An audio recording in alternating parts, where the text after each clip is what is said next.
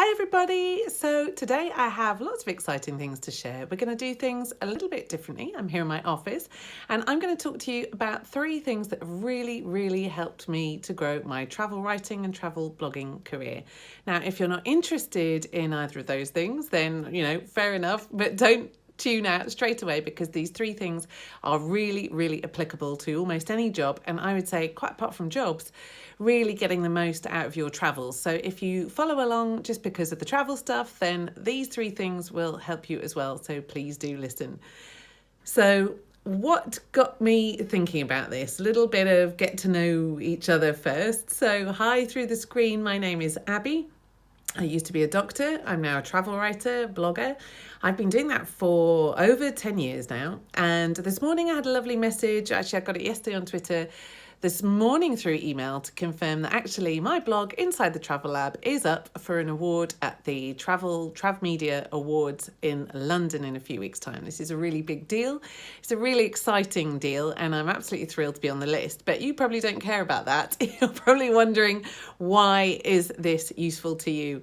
And when it comes to things that have really helped my travel writing career, things that can really help your career, I would firstly say that awards are a really great way of helping your career, okay? Even if I don't win, which I really probably won't, being nominated for an award is great. It gets your name out, it gets in front of the right people, and it's something reassuring that you can put on your website or your CV or anything like that to kind of calm and reassure people that, hey, it's okay to work with you, particularly if you're doing this newfangled thing like blogging or like travel writing, because look, these other institutions have vetted you. They seem to think you're okay. And what's more, in fact, they really value your work to the point that they want to give you an award. So that part's probably self-explanatory.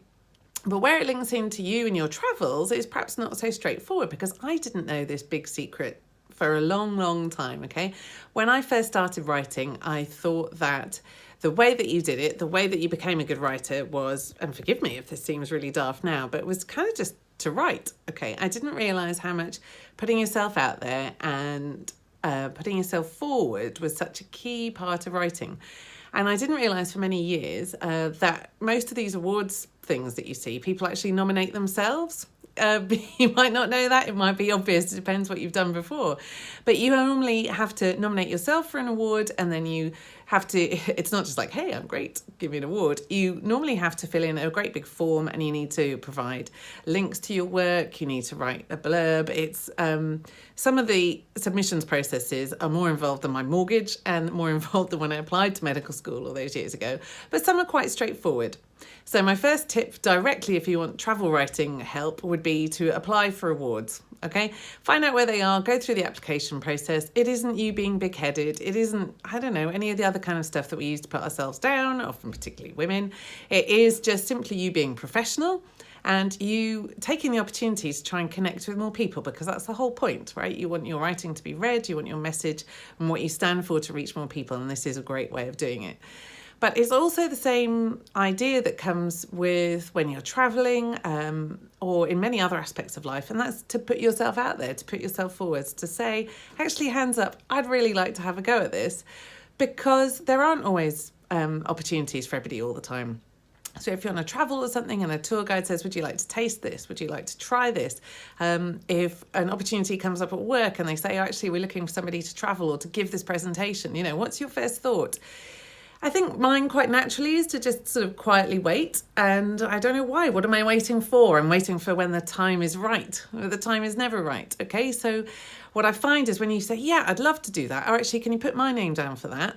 Then you get the energy and the organisation to get the skills together to actually be able to do it. Okay, so that would be tip number 1 for travel and for careers. Tip number 2, again, would apply to my current career, also my old one in medicine, and also with travel, is really what helped me to grow was to realise that I had to fall in love with learning. And again, it's one of those odd messages, because I do love learning, right? I went to university, did too many degrees, went to med school, did lots of postgrad exams, and then I changed career again. So I do actually love the process of learning. I thought that was obvious.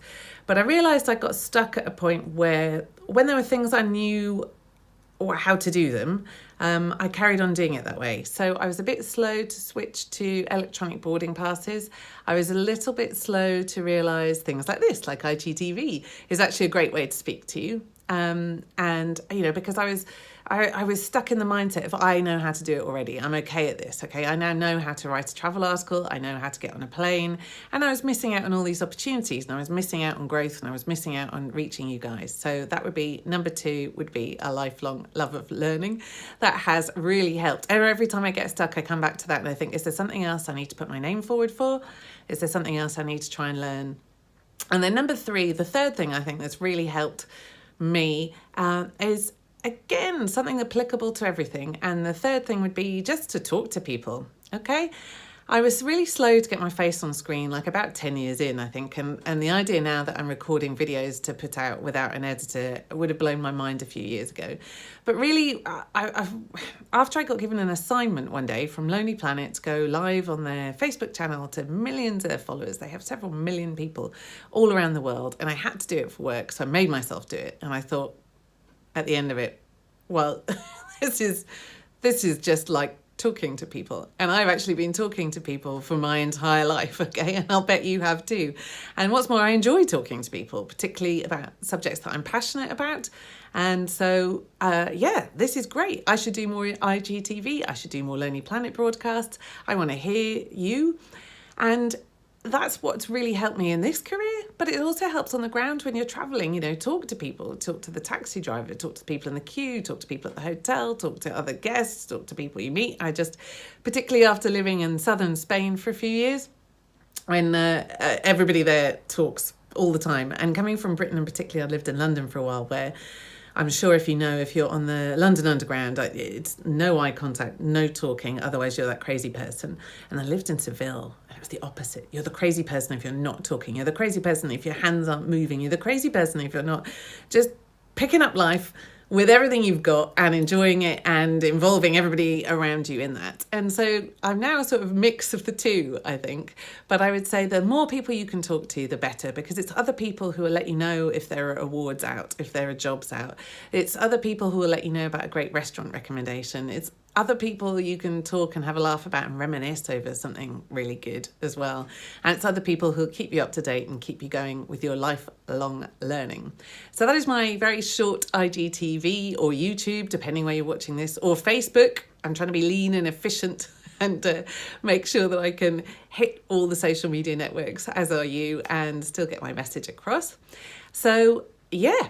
Thanks so much for coming to my corner of the internet. My name is Abby. If you are interested in travel for curious, I write about travel for curious people. We're trying to gather a community of people who are really interested in places around the world, but also who care about the culture and the people that they meet whilst they're there.